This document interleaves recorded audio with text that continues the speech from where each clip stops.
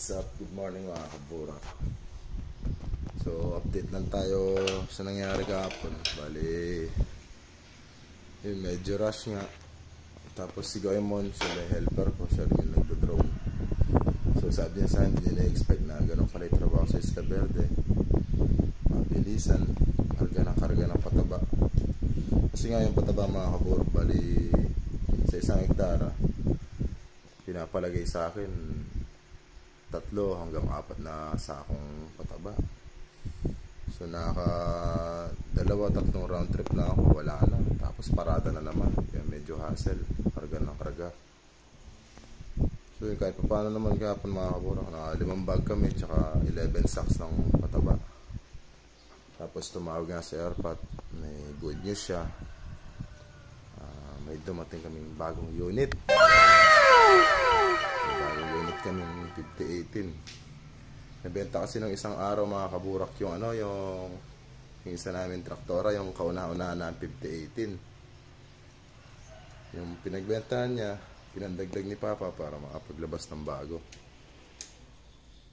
Tara, silipin natin yung bagong unit mga kaburak.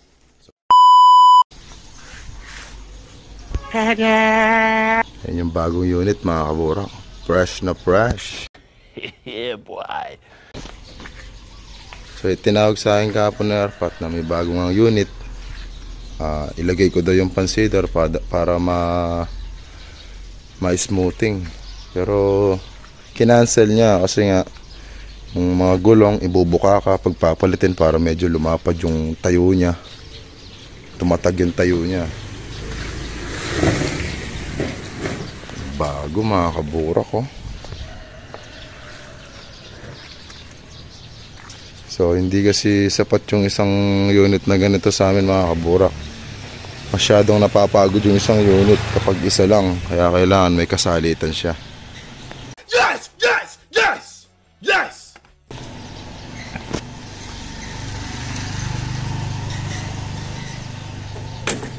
Bago. Oh my God! May brand new. So, siguro sa mga ibang araw mga kaburak, magagamit natin siya para smoothing. So seset muna ni Papa dyan. Papalitan yung gulong. Higpitan niya tayo mga tornilyo dito sa rotovator.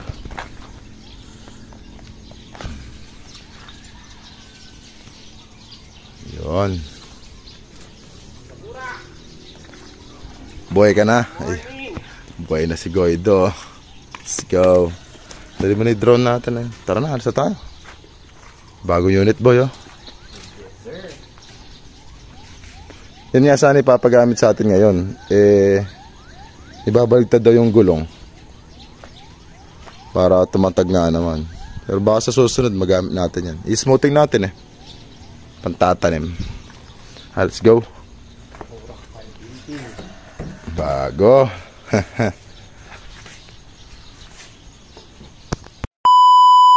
Lugaw pang malakasan. Dami na yung isda mga kabura ko. Napadaan namin ni Goemon.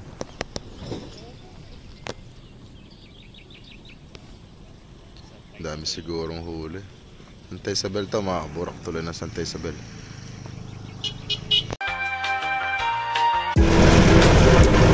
Day 2 mga kaburak, day 2. Let's go mga. On the way na kami mga kaburak. Medyo nirarush namin kasi target namin makauwi kami ng maaga mamaya.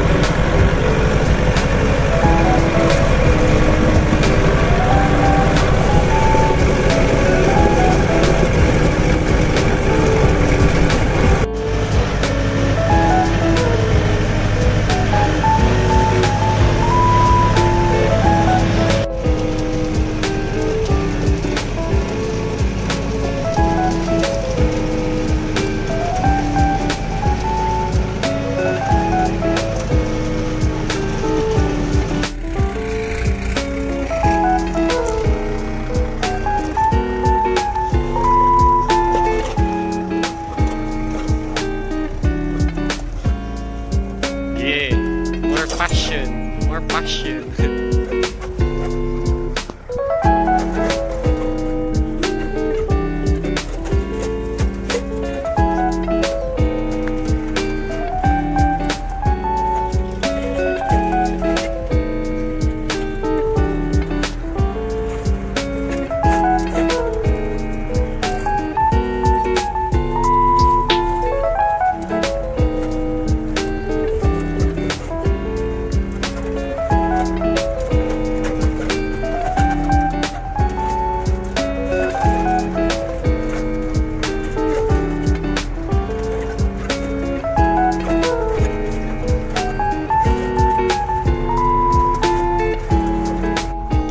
Arte namin mga kaburok. Saservicein muna namin mga cedar.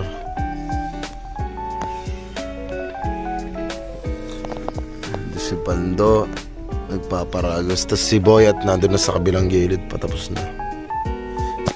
Ewan ko lang kung lilipatan niya 7 hektare mga kaburok. Pero palagay ko uwi muna. Nakarga muna kaming bini. Tapos pataba mga kaburok. Let's go. Yan mga kaburok. Kasalukuyan kami nagse-service. Tanggal lupa. Tapos de-drain namin lahat ng bini. Baka merong umiipit, gano'n. Pero ano nun, okay naman siya. Ganda ikot. Tsaka yung mga lalagyan ng pataba, lagi namin din-drain. Baka kasi magkaroon ng bara doon sa salok niya mga kaburak. Ayun doon. Pagka may buo kasing pumasok doon, hindi na siya maglalaglag ng maayos. Barado na siya naman. Ayan, din-drain niya yun. Gawin mo.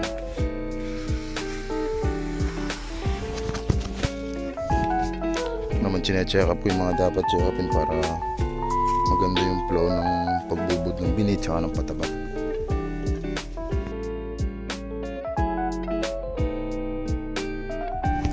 Ito tayong bini dito sa kubo ni Brother Pando. Palaharo.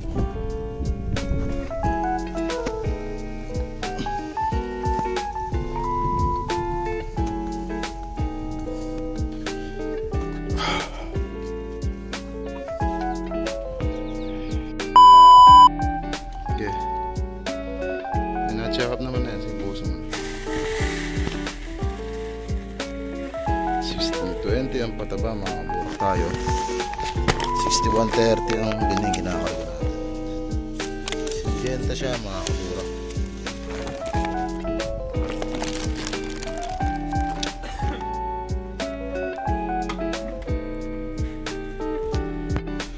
Paglagpas ng saging na yan mga kaburok, dyan tayo nag-umpisa. Ngayon nung nakakuha ko yung kadiretsuan, naiiwanan to. Ngayon ito naman titirahin ko. Pagkayari yung kabilaan naman, dire-diretso na lang, papunta na ako doon mga kaburok. Maglo-load na rin ako extra bin para hindi na pabalik-balik dito. Tapos mamaya sila Pando magkakalat na ng pataba papunta doon para hindi na kami pabalik-balik dito sa kubo mga kaburok. Dito kasi nakapando yung mga binhi.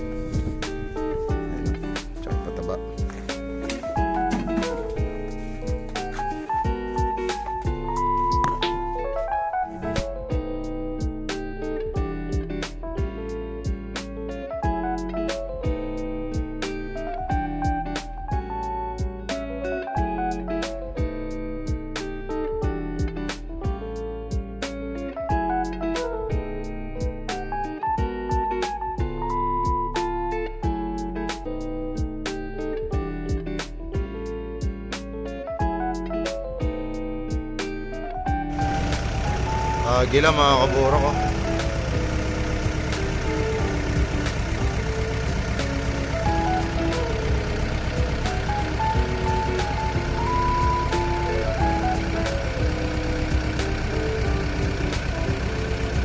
Tinitira siguro ang target yun. Yo, check. Tatanay na pala tayo mga kaburak. Sobrang kinis ng tinatamnan natin. Pakalinis eh. Pinong-pinoy po yung lupa. Yan naman mga kaburak, gaano kapino yung lupa.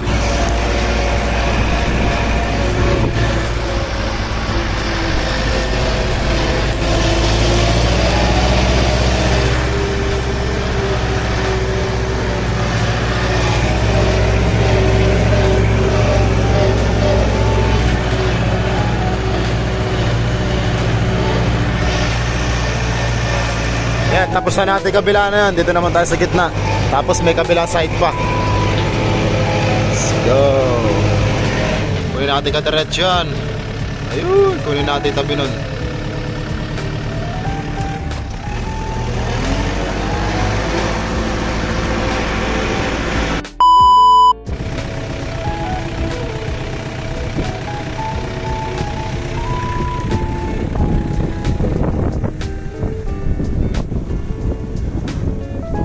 Na ako sa gitna mga kaburak. Tapos itong side na to, ngayon dito naman papunta ako dun. Parang dumiretso tapos syumete papunta sa taas. Pinuputol ko doon sa may bandang gitna para hindi masyadong mahaba. Kasi parang pasyete nga siya. Nilagyan ko ng hangganan.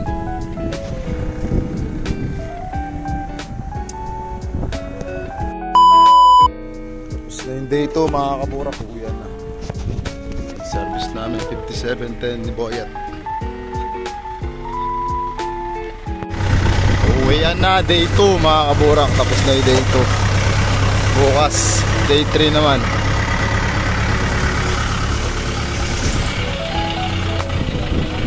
Yun no, ganda. Parehas ah. Doon medyo pumalo. Hindi ko natansya na maayos eh. Dito yung huling pinagawan daan ni Pando. Pumalo. Ayun o, pumalo. O sa dulo. Pero dumiretso naman pandang hindi gilid. Bukas na lang, day 3 mga kaburak.